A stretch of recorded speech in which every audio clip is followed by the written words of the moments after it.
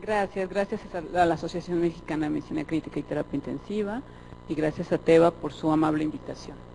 Bueno, pues esta mañana vamos a hablar acerca de sepsis con enfoque a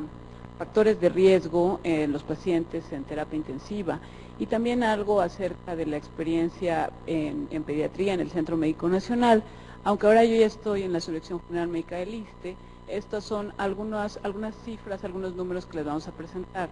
de un estudio que tenemos en el 20 de noviembre.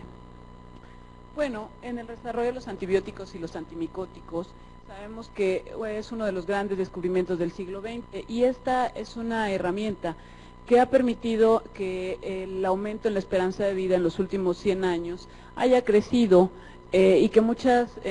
cirugías y muchos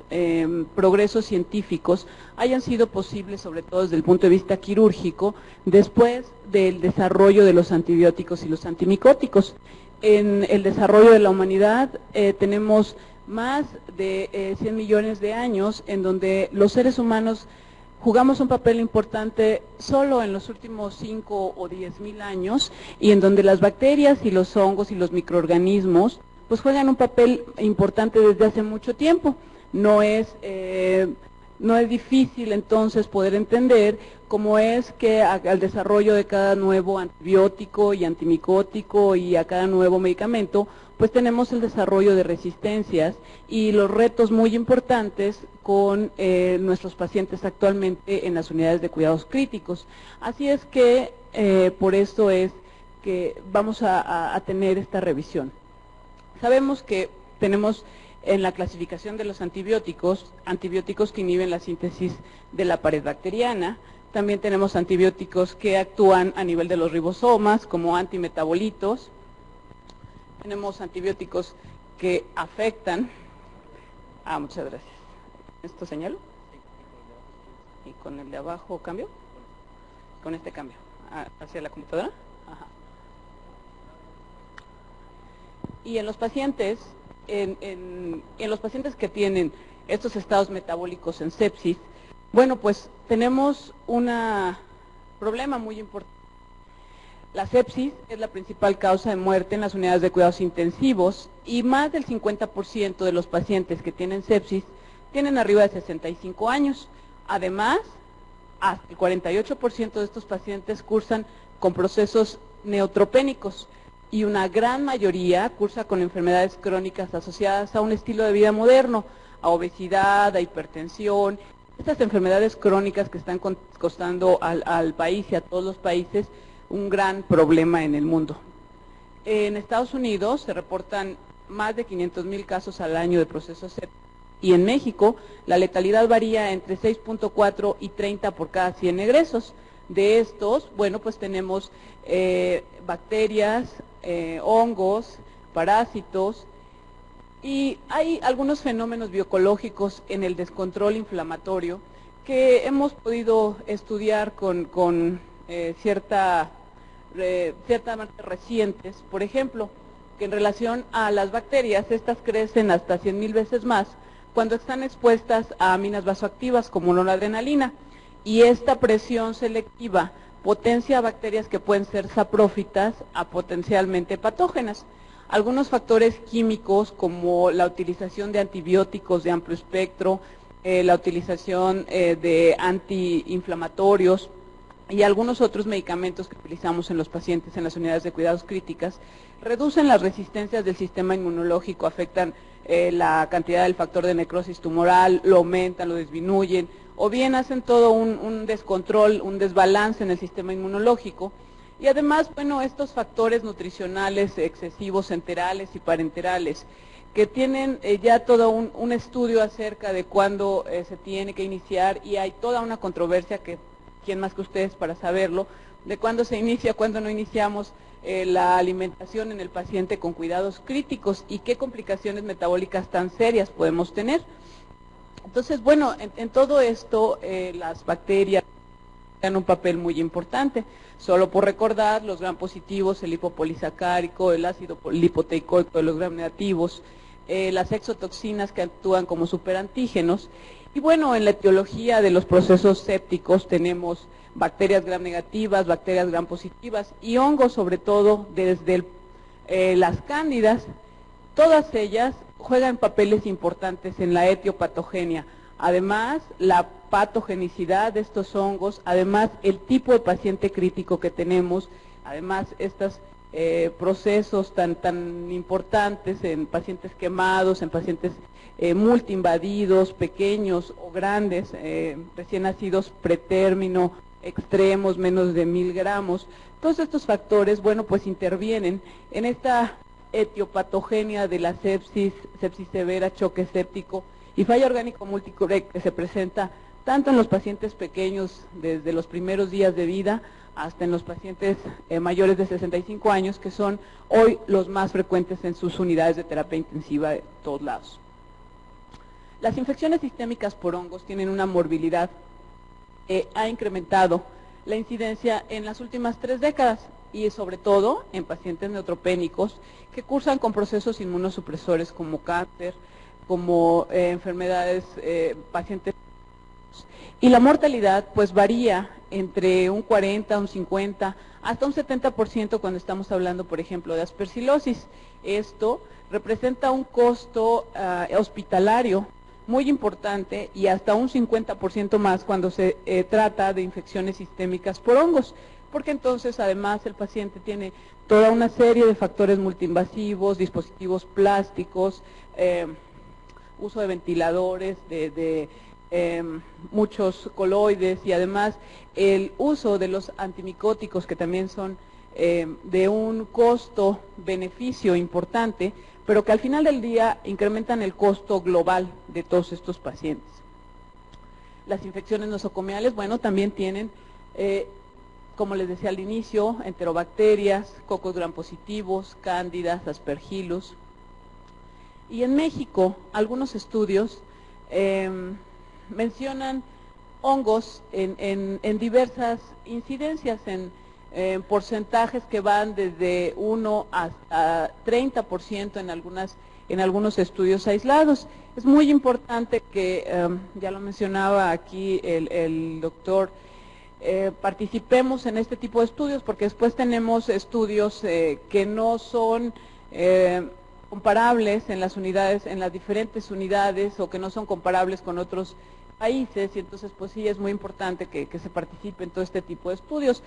A la hora de buscar literatura mexicana para poder presentarles, a ver cómo estamos, pues resulta de que tenemos algunos estudios que han estudiado 25 pacientes, otros que estudiaron 30, otros que estudiaron chiquitos, y no tenemos un criterio muy estándar para realizar los estudios. Entonces, bueno, sí es muy importante que tengamos información nacional propia, porque además debemos de conocer la bacteriología, la microbiología de las unidades, de cada una de nuestras unidades en donde nos desenvolvemos, porque si no, entonces, ¿cómo vamos a seleccionar el tratamiento apropiado desde el inicio? ¿Cómo vamos a seleccionar o cómo vamos a pensar en el tratamiento antimicótico y antimicrobiano si no conocemos la realidad de nuestras propias unidades? Miren, hay epidemiologías diversas, estas por ejemplo publicadas en el año 2002, que no son de nuestro país, en donde Cándida se presenta en 90%, albicans es más frecuente, después tenemos a tropicalis, crucei, glabrata, aspergillus hasta en un 8%, y algunos otros como fusarium, pseudosporidium, cryptococcus, mucor, en fin, los porcentajes etiológicos son diversos en los diferentes estudios que podemos encontrar en la literatura. En el Centro Médico Siglo XXI, por ejemplo, al 2003, bueno, habían hecho algunos cortes y entonces encontraron que incrementaron mucho las infecciones por hongos, sobre todo por Candida albicans y también por Candida no albicans. Y entonces encontraron una P estadísticamente significativa, es decir, que las infecciones sistémicas por hongos han tenido en los últimos años, en las últimas décadas, un incremento sustancialmente importante y además que compromete seriamente la vida de nuestros pacientes, porque las infecciones micóticas son infecciones poco pensadas desde un inicio y por lo tanto poco tratadas. y en donde debemos de tener un cuidado muy importante para poder seleccionar el antimicótico adecuado y también una conciencia muy importante acerca de cómo prescribimos los antibióticos, que quizás sean los factores selectivos más importantes en el desarrollo de las infecciones micóticas. Infecciones sistémicas en las vías urinarias es más importante, sin embargo, las fungemias quizás sean las más peligrosas por las características de los hongos y por las características de este hongo que está viajando en todo el organismo y que puede llegar y hasta quedarse en algún sitio santuario y entonces hacer una meningitis micótica o una endocarditis micótica que va a comprometer seriamente la recuperación de un paciente. Endoftalmitis hasta en 1%, infecciones del sistema nervioso central, sobre todo en las vías urinarias, que es el sitio más proclive para este tipo de enfermedades. La activación de la inflamación en una respuesta infecciosa, en una respuesta sistémica, se presenta a los siguientes 120 minutos y esto lo podemos pensar para infecciones causadas por hongos o infecciones por bacterias, en donde el factor de necrosis tumoral va a tener una incidencia más elevada entre los 60 y los 120 minutos, así como la interleucina 6 entre los 120 y 160 minutos. Entonces, estos mecanismos proinflamatorios que nos han ayudado a comprender cómo es que nuestros pacientes tienen un problema tan importante como es que nosotros tenemos que tratarlos, pues son importantes de revisar en temas como la sepsis, el paciente grave con el que seguramente ustedes están conviviendo todos los días. Y bueno, recordemos cómo es que hacen nuestras defensas. Tratan de procesar, echan a andar mecanismos por medio de macrófagos, opsonización, fagocitosis, y tratan de eliminar a este enemigo procesándolo, matándolo, comiéndolo, etcétera, etcétera. La adhesión del leucocito al endotelio juega un papel muy importante porque, bueno, están involucradas todas estas citocinas proinflamatorias, 6, 8, 10, el factor de necrosis tumoral, las bradicininas, los leucotrienos, las prostaglandinas, y en donde el daño epitelial es muy importante y el sitio de inflamación es una parte como células presentadoras de antígenos. Este daño epitelial, bueno, pues ocasiona todos los fenómenos de trombosis, alteraciones en la microvasculatura, inflamación, procesos de coagulación, incremento, disminución de la fibrinólisis, problemas de adhesión, que al final de las cuentas traducen en los pacientes en estado crítico un problema de cuadros clínicos severos, que pueden afectar desde procesos inflamatorios locales hasta procesos generalizados, fiebre, alteraciones a nivel del sistema nervioso central, en el hígado y también en grandes cantidades, bueno, comprometer el gasto cardíaco, las lesiones vasoactivas, incluso el shock séptico. Los conceptos para las secuelas clínicas en sepsis. Bueno, pues tenemos los conceptos que todos acá manejamos en relación a la respuesta inflamatoria local, a la respuesta antiinflamatoria, en donde el descontrol en este sistema de respuesta inmunológica hace un SIRS o un síndrome de respuesta antiinflamatoria sistémica, que además tiene componentes como compromiso cardiovascular, alteración de la homeostasis, mecanismos de apoptosis, disfunción orgánica y supresión del sistema inmunológico, en donde, bueno, los grupos de antibióticos que se han utilizado hasta las fechas juegan un papel muy importante en la selección de la flora.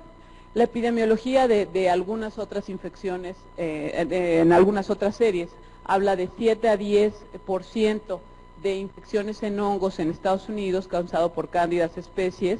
y en algunos hospitales universitarios las infecciones micóticas, bueno, se han incrementado alrededor de 400%, dentro de los cuales ya hablábamos, Candida albicans es de los más importantes, Candida tropicalis, y en donde los costos pues se incrementan de manera muy importante, los costos en la mortalidad y en la morbilidad de estos pacientes. La mortalidad cruda habla de un 57%, la mortalidad atribuible a hongos y también 17% de las infecciones hospitalarias. En la medida en que podamos registrar mejor cómo están nuestras infecciones intrahospitalarias, qué gérmenes las causan, cómo están nuestras incidencias, entonces tendremos la verdad absoluta o la verdad relativa en ese momento de la estudio, para saber cómo es y qué es lo que le está pasando a nuestros pacientes, qué gérmenes son los que están comprometiendo más a nuestros pacientes ya de por sí inmunocomprometidos. Otras series, Candidas no albicans, el mecanismo de acción de algunos antimicóticos en los sitios donde actúan y los sitios de acción de algunos antifúngicos. Esta es la historia de cómo han sido desarrollados los antimicóticos.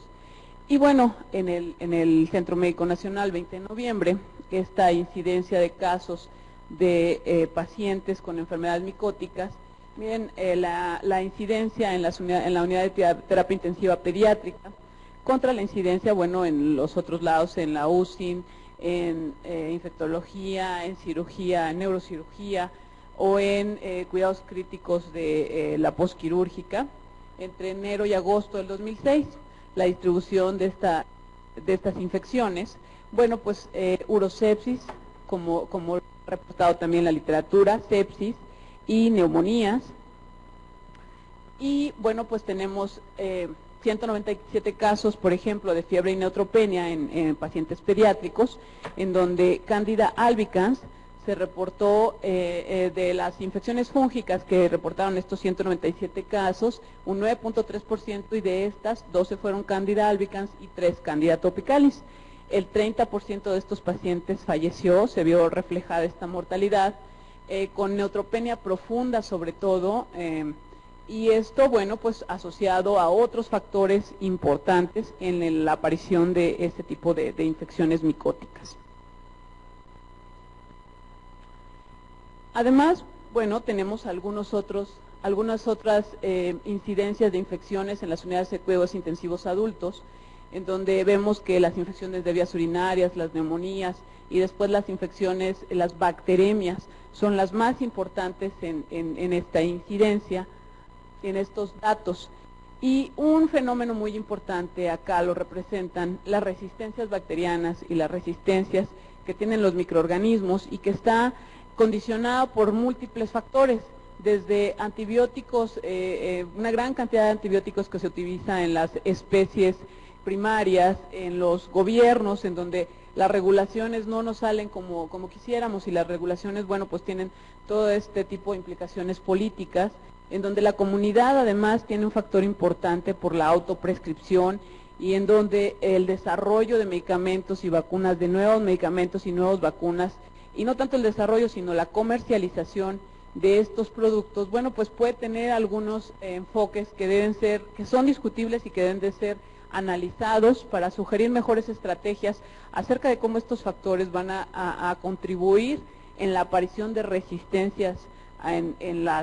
los microorganismos, aspectos internacionales de regulación y, por supuesto, cómo utilizamos este tipo de antibióticos en los hospitales, cómo es que nosotros tenemos la prescripción, cómo es que controlamos los antibióticos y cómo es que nosotros prescribimos. Esto es algo muy importante y de reflexión y estudios importantes en cada uno de los sitios en donde colaboramos, porque ahí es donde vamos a encontrar las respuestas, en donde nosotros podemos incidir en cómo estamos prescribiendo. Factores que incrementan las resistencias, bueno, son conocidos de todos. Pacientes con inmunocompromiso, incremento en la severidad, control de infecciones o descontrol de antibióticos, incremento en las profilaxis no bien fundamentadas, antibióticos empíricos, una gran cantidad de inicios empíricos no siempre bien enfocados, el abuso de los antibióticos por áreas y unidades de tiempo, algunos que hacen fuerte presión selectiva contra algunas colonias que finalmente mutan, resisten. Los volúmenes de uso son muy importantes, así como los tiempos de esquema, las clases de resistencia y los radios de inhibición de estos antibióticos en las unidades de cuidados intensivos, en donde tenemos que guardar espacios y en donde tenemos que guardar aislamientos protectores, aislamientos preventivos para nuestros pacientes, que bueno, van a influir en cambios micro y macroevolucionistas de este tipo de microorganismos. Y por supuesto que hay una correlación entre la resistencia y la mortalidad. El incremento en la resistencia se ha incrementado también seriamente la mortalidad, y hay suficientes evidencias en la literatura que nos han hecho reflexionar acerca de sepsis por estreptococo resistentes, sepsis por salmonelas resistentes, por E. coli, diferentes variedades, y conocemos todos los mecanismos que utilizan las bacterias para resistencias, transposones, plásmidos, intercambio de material genético, en donde hemos podido desarrollar, investigar mecanismos de resistencia, inhibición de enzimas, alteración de las membranas, de los sitios blancos o de los precursores o de las enzimas, o bien de los canales. Hay también evidencias en la literatura en donde la implementación de las estrategias para el control de los antibióticos, debido a que el uso, por ejemplo, indiscriminado de antibióticos como las vancomicinas o las cefalosporinas de tercera generación, pues ha incrementado la incidencia de bacterias resistentes. Se debe de tener políticas de control de antibióticos, colaboración entre los servicios de infectología, de microbiología, epidemiología hospitalaria y farmacología, con énfasis en las unidades de cuidados intensivos. Es una parte importante para la mejora en la calidad de los sistemas de salud de prácticamente todos nuestros hospitales. El manejo de los antibióticos y las estrategias, por ejemplo, en el control de los gram positivos, es una parte muy importante en la presión selectiva que se ejerce hacia las bacterias y también hacia otros microorganismos que desarrollamos. Evidencias de esquemas antibióticos utilizados a dosis subóptimas, pues nos hablan de incidencias incrementadas de neumonías nosocomiales asociadas a ventilador e infecciones serias que elevan la mortalidad de las unidades de cuidados intensivos. Además, controles externos con autorizaciones de antibióticos en cuanto a las políticas de restricción. Y tenemos toda una nueva serie de conceptos en la respuesta orgánica y en cómo podemos determinar cuándo nuestro paciente, cuál es el mejor marcador para determinar cuándo está en respuesta inflamatoria sistémica asociada o no a sepsis y cómo vamos a poder influir. Van a tener ustedes hoy en esta sesión toda una serie de pláticas acerca de los antimicóticos, sus indicaciones, usos, etcétera. Pero miren, con un problema tan importante como el choque séptico, en donde están involucrados, dice cómo vamos en tiempo, gracias, factores de necrosis tumoral, mecanismos de apoptosis, en donde todas estas células presentadoras de antígenos están involucradas en el shock séptico, no tenemos la menor duda de que esto es todo un reto clínico. Primero entender todo este mecanismo fisiopatológico y luego saber en qué podemos incidir y cuáles son las mejores intervenciones que vamos a tener para el adecuado manejo de nuestros pacientes. Los aislamientos específicos son una parte muy importante. Una estrecha colaboración con el área de bacteriología y de micología nos va a ayudar a saber cómo están nuestras bacterias, qué es lo que estamos aislando con más frecuencia, cuándo tenemos un aislamiento una incidencia incrementada en el aislamiento de las pseudomonas, de las cándidas o de los estafilococos.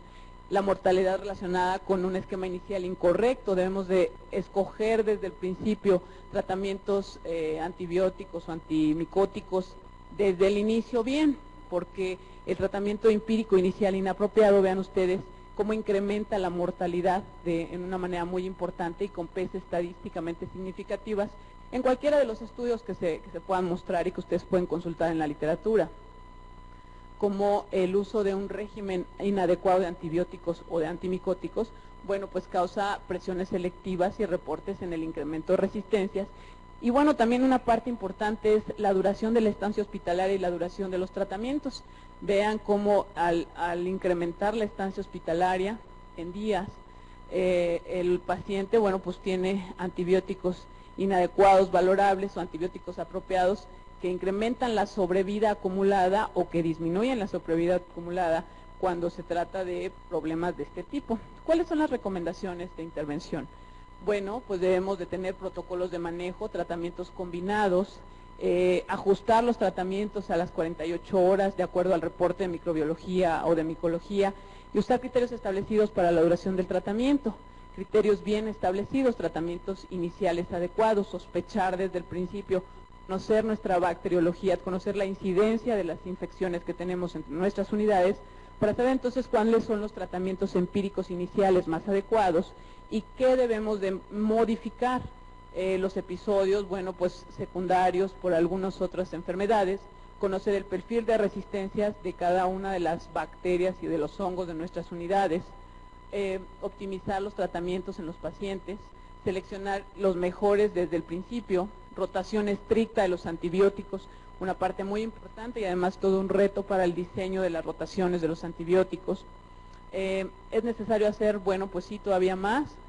porque tenemos que brindarle o tener la posibilidad de brindarle la mejor oportunidad a nuestro paciente en la unidad de cuidados intensivos. Algo muy importante, la prevención de las resistencias en el nuevo milenio, el lavado de manos en el control de las infecciones, una actividad tan sencilla, pero que se nos olvida pues con frecuencia bastante, y entonces aquí tenemos una posibilidad de mejorar en la incidencia de este tipo de enfermedades serias y que comprometen la vida de nuestros pacientes. Hay una parte en la prevención que el CDC establece como estrategias que pueden ser utilizadas en la prevención de resistencias en el caso de las bacterias, por ejemplo, en vacunación, en el retiro de catéter, en el manejo de dispositivos plásticos, en el uso racional de antibióticos, aplicar el control de los antimicrobianos, información local, utilizar la información local que tenemos, tratar la infección, no la contaminación ni la colonización, saber cuándo evitar el uso de antibióticos de amplio espectro y de alta selectividad, presión selectiva como la vancomicina, suspender los tratamientos una vez que la infección hayamos corroborado que no existe o que ya desapareció, evitar la transmisión en el aislamiento de los patógenos, romper la cadena de contagio, además identificar el patógeno, tratar de identificar el patógeno en la mayor parte de los casos y por supuesto el apoyo de los expertos cuando esto sea necesario, el apoyo del epidemiólogo hospitalario, del infectólogo, una parte importante en el manejo de este tipo de enfermedades. Los 2 minutos, ya, me faltan como 5. Los factores de virulencia, los mecanismos de defensa del huésped, la gama de antibióticos, los principios de uso que debemos de recordar que en los pacientes críticamente enfermos, la absorción, la distribución, el metabolismo y la excreción son diferentes, se alteran, además de que la edad de los pacientes juega un papel muy importante en el manejo de estos pacientes. Las primeras decisiones en el estado del paciente, en el estado de ácido base, en el estado de hidratación, los tipos de medicamentos que tenemos que utilizar, qué otras patologías tienen asociadas, la prescripción o no con el criterio médico clínico, con un AP estadísticamente significativo, es decir, cuando decimos que un paciente se ve mal, es porque el criterio clínico de este médico que ya está muy desarrollado, este paciente está mal. Entonces el criterio clínico, que es algo que nos distingue mucho en México con respecto a algunos otros médicos no tan clínicos de otros países, bueno, pues es algo que no debemos de perder, que debemos de cultivar. Conocer el sitio de infección, conocer qué antibióticos, conocer la flora, la epidemiología, las terapias de desescalación en el caso que sea necesario, el cambio, el control adecuado de los medicamentos, las áreas hospitalarias en donde se debe tener un control de uso de antibióticos para no incrementar la incidencia de infecciones micóticas, disminuir los tiempos de los esquemas, el uso terapéutico juicioso de los antibióticos, de los antimicrobianos en general. Hay una serie de estrategias muy importantes que, bueno, pues ahí está la literatura y también la presentación. Y el uso juicioso es una parte muy importante, el estudio de las resistencias y los programas de educación continua en los que estamos inmersos este fin de semana, pues nos tratan de garantizar que el éxito de los antimicóticos, de los antibióticos, sea parte de la nueva era, parte del siglo XXI. Es importante iniciar los tratamientos adecuados, es importante que las dosis y los tiempos sean los adecuados, cambiar los tratamientos cuando sean necesarios. Bueno, ahí están algunos links que ustedes pueden accesar, que seguramente están también en su página de la asociación. Y bueno, pues, doctores, muchas gracias, señoritas enfermeras, qué amables por su atención, en obvio de tiempo, le agradezco.